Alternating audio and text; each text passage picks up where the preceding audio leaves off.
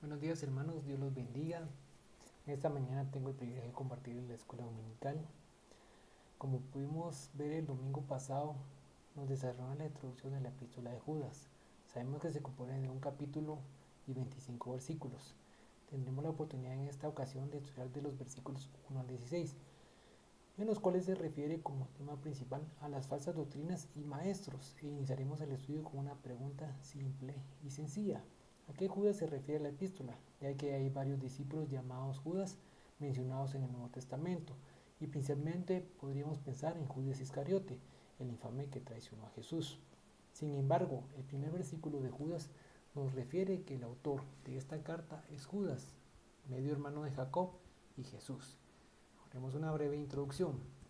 Después de que Jesús resucita, finalmente sus hermanos lo reconocen como el Mesías y se convierten en sus discípulos, que ejercían su liderazgo en algunas comunidades de judíos. Ahora por la escritura nos damos cuenta que Judas se había enterado que esa comunidad estaba pasando por una crisis, y eso nos ayuda a entender el diseño de la carta y su profundo conocimiento de la Tanaj hebrea y otra literatura judía que veremos más adelante, como el Testamento de Moisés y el libro de Job. Ahora entraremos con el tema y desarrollaremos el versículo 3, donde Judas inicia su carta presentándose a la iglesia.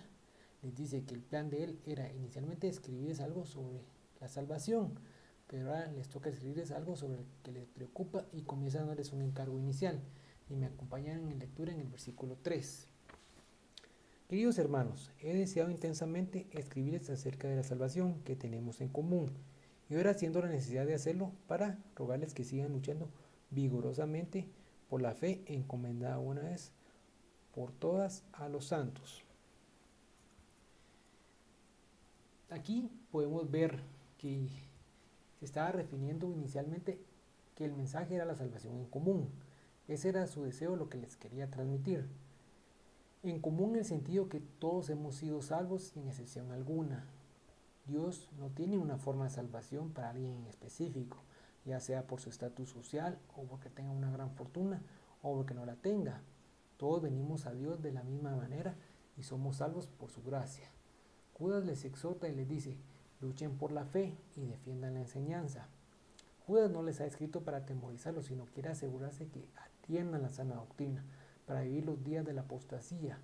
Nuestra lucha cristiana debe ser constante, hermanos, cuando vivimos una vida cristiana y damos crédito al Señor, quien nos cambió. Continuamos lectura en el versículo 4, si me acompañan.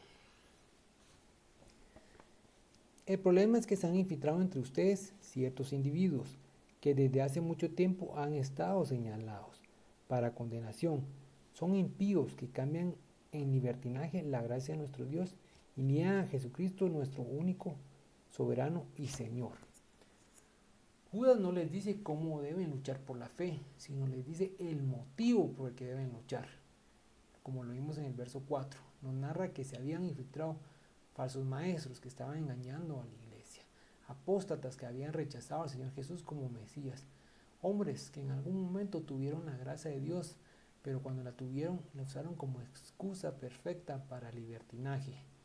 Judas no ataca sus enseñanzas, sino su manera de vivir, pues han distorsionado la gracia de Dios como licencia para pecar.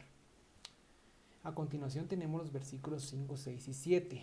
En estos versículos podemos ver cómo Judas utiliza 3 ejemplos del Antiguo Testamento para ilustrarles el fin de la rebelión contra el Señor, no para asustarlos, sino alertarlos sobre la situación. Continuamos y podemos leer en el versículo 5. Aunque ustedes ya saben muy bien todo esto, quiero recordarles que el Señor, después de liberar de la tierra de Egipto a su pueblo, destruyó a los que no le creían. Judas aquí estaba haciéndoles un recordatorio, no era nada nuevo, ¿verdad? Con este versículo nada más les estaba recordándoles lo que ya habían escuchado una vez y que lo aplicaran en la situación actual, ¿verdad? Como dicen Números 14, ¿verdad? Que Dios liberó a los israelitas de la esclavitud en Egipto. Salieron de Egipto con rumbo a la tierra prometida, después de que habían visto varios milagros en el camino y todo lo que Dios había hecho, lo negaron, ¿verdad? Y el pueblo seguía siendo incrédulo y negándole. Entonces, ¿qué fue lo que sucedió? que se cansó y le negó la tierra prometida, a excepción de Caleb y Josué, que tuvieron un espíritu diferente. Al final del versículo podemos ver que dice que destruyó a los que no le creyeron, ¿verdad? Aquellos que definitivamente dudaron y rechazaron a Dios con todo el, y eso que vieron todos los milagros que habían pasado y que Dios los había salvado, pues pagaron un precio más grande que simplemente no entrar a la tierra prometida. También recibieron el juicio de Dios. Continuamos. También podemos ver otro ejemplo en Salmos 95, 10 y 11, cómo el Señor respondió a ellos. Dice que durante 40 años me disgusté contra esa generación y dije, es un pueblo que se desvían en su corazón y no han conocido más caminos. Por tanto, juré en mi ira, no entrarán en mi reposo. La advertencia a través de Judas es clara. El pueblo de Israel partió de Egipto con muchas bendiciones de Dios, pero no perseveraron hasta el fin porque no creyeron la promesa de protección y el poder de Dios. Continuamos en el versículo 6 y vemos el segundo ejemplo. Damos lectura. Y a los ángeles, que no mantuvieron su posición de autoridad, sino que abandonaron su propia morada, los tiene perpetuamente encarcelados en oscuridad para el juicio del gran día. Judas habla de los ángeles que pecaron, que ahora están encarcelados y en espera de un futuro día de juicio. Este grupo de ángeles caídos, los que hace mención Judas, no conservaron su estado o condición original, pues pusieron sus ojos en las hijas de los hombres, dice la palabra, y eso los llevó a rebelarse y por eso fueron mantenidos en prisión. Aparentemente los ángeles caídos están divididos en dos grupos. El primer grupo estaba formado por aquellos ángeles que evidentemente se habían rebelado, que tuvieron que ser puestos en prisiones y ya no tuvieron más libertad. Y el segundo grupo lo podemos leer en Segunda de Pedro 2:4, si me acompañan en lectura. Y el otro grupo de ángeles caídos en la rebelión que tienen la libertad de movimiento y están bajo el liderazgo de Satanás, que estos son los demonios mencionados en las Sagradas Escrituras. Amén. Ahora continuamos con el tercer ejemplo, en el versículo 7, si me acompañan en lectura. Así también, Sodoma y Gomorra y las ciudades vecinas son puestas como escarmiento a sufrir el castigo de un fuego eterno, por haber practicado como aquellos inmoralidad sexual y vicios contra la naturaleza. Podemos haber leído en Génesis 19 que Sodoma y Gomorra fueron destruidas con fuego del cielo. Vemos en primer lugar que Sodoma y Gomorra fueron en algún tiempo zonas prósperas y bendecidas, pero finalmente sufrieron la venganza del fuego eterno. ¿Por qué? Porque estaban completamente llenas de pecado, estaban haciendo lo que no era el agrado de Dios y no estaban obedeciendo la palabra. Y en segundo lugar podemos ver que nos advierte que debemos seguir caminando con Jesús en todo momento, ¿verdad? Ya que las bendiciones del pasado no garantizan un futuro espiritual, sino continuamos perseverando y haciendo el bien. Definitivamente los pecadores que no buscan el perdón de Dios afrontarán la separación eterna de Él. Judas hace esa advertencia a todos los que se rebelan, menosprecian o rechazan a Dios. Esos tres primeros ejemplos hablan de la rebelión contra el orden de Dios, que lleva a la inmoralidad, y es precisamente de esto lo que los falsos maestros son culpables. Continuamos en el versículo 8, si me acompañan en lectura. De la misma manera, estos individuos llevados por sus delirios contaminan su cuerpo, desprecian la autoridad y maldicen a los seres celestiales. Judas aquí hace una comparación con respecto de los falsos maestros con la gente de Sodoma y Gomorra, en su forma incorrecta de vivir, en su rechazo hacia la autoridad de Dios y que no estaban acatando conforme a la palabra. Continuamos en el versículo 9.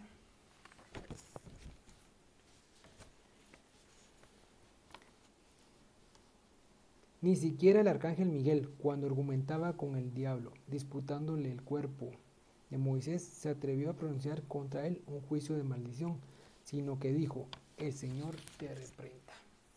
Este incidente también no se encuentra en ningún otro pasaje de la Biblia, más que solo es mencionado por su nombre de arcángel Miguel en los pasajes de Daniel 10, Daniel 12 y Apocalipsis 12. Es acá, específicamente en la epístola de Judas, donde nos hace un poquito más de ampliación al respecto, donde específicamente su labor, que es de batalla o disposición a luchar. El arcángel Miguel, que significa un ángel de liderazgo, ¿verdad? ¿Qué sabemos con respecto al último del cuerpo de Moisés? Podemos leer en Deuteronomio 34, del 5 al 6, si me acompañan en lectura. Moisés, siervo de Jehová, murió allí en la tierra de Moab, conforme a la palabra de Jehová, y lo enterró en el valle en la tierra de Moab, enfrente de Bet-peor. A pesar de la exposición del arcángel Miguel, como habíamos dicho anteriormente, de ser batallador, pero no se atrevió a pronunciar contra él un juicio de maldición, sino que dijo: el Señor te reprenda. Continuamos en el versículo 10.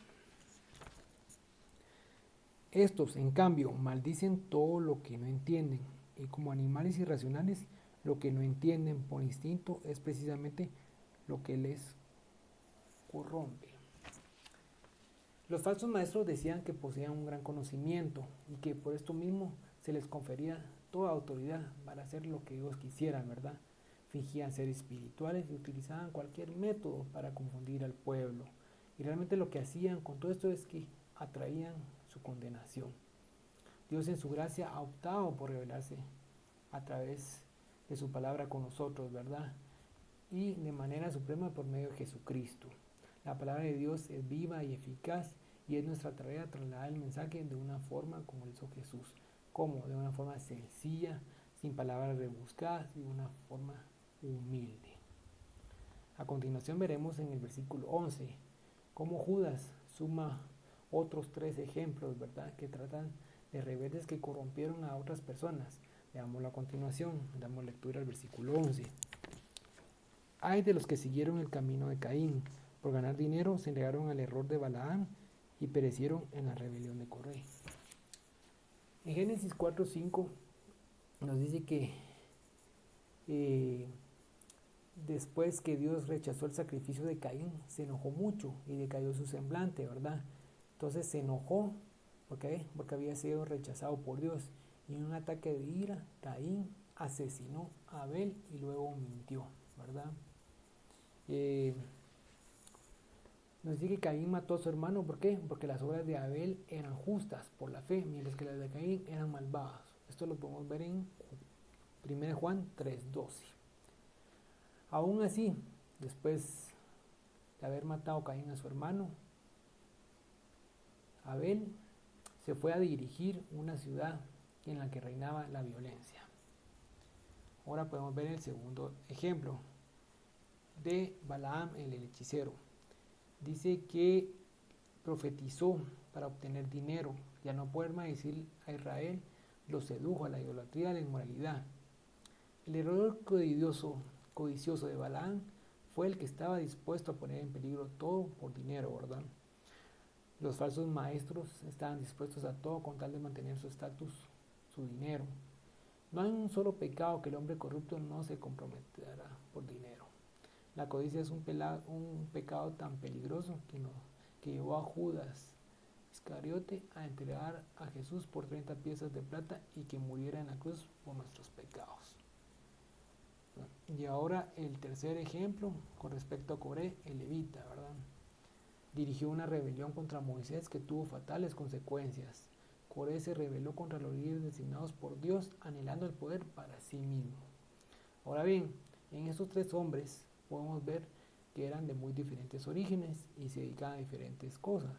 Caín era un agricultor, Balaam era un profeta y Coré era un líder en Israel. Vemos en los 3 actitudes que son típicas de los falsos maestros, ¿verdad? El orgullo, el egoísmo, la desconfianza, la avaricia, la codicia de poder y menosprecio a la voluntad de Dios, principalmente, ¿verdad? Continuamos en los versículos 12 y 13. Estos individuos son un peligro oculto. Sin ningún respeto convierten en parranda las fiestas de amor fraternal que ustedes celebran. Buscan solo su propio provecho. Son nubes sin agua, llevadas por el viento. Son árboles que no dan fruto cuando debieran darlo. están doblemente muertos, arrancados de raíz. Son violentas olas de mar que arrojan la espuma de sus actos vergonzosos. Son estrellas fugaces para quienes está reservada eternamente la más densa oscuridad. Estos versos, pues Judas nos los narra en una forma ilustrativa, ¿verdad? Que usó del Antiguo Testamento. ¿Para qué? Para describir a los falsos maestros.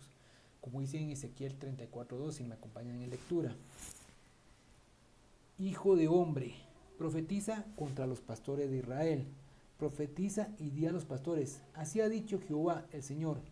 Ay de los pastores de Israel que se arrepientan a sí mismos. No apacientan a los pastores los rebaños. Entonces aquí vemos que son pastores egoístas. Ahora podemos leer en Proverbios 25:14. Como nubes y vientos sin lluvia, así es el hombre que se jacta de la falsa liberalidad. Y en Isaías 57:20, pero los impíos son como el mar en tempestad, que no pueden estarse quietos y sus aguas arrojan cieno y lodo, ¿verdad? Como las furiosas aguas. Sin embargo, al final del versículo 13 el Señor les indica cuál será su final, ¿verdad? Les está reservando la densa y eterna oscuridad. Continuamos en los versículos 14 al 16. También Enoc, el séptimo patriarca, a partir de Adán, profetizó acerca de ellos. Miren, el Señor viene con millares y millares de sus ángeles para someter a juicio a todos y para reprender a todos los pecadores impíos por todas las malas obras que han cometido y por todas las injurias que han proferido contra él. Estos individuos son refuñadores y criticones, se dejan llevar por sus propias pasiones, hablan con arrogancia y adulan a los demás para sacar ventaja. Aquí Judas podemos ver que cita a Enoc, ¿verdad? Como también se describe en Génesis 5 del 21 al 24. Podemos ver en lectura que el antiguo libro de Enoc, ¿verdad?, no fue recibido como escritura, pero que era altamente respetado tanto entre los judíos y en los cristianos primitivos.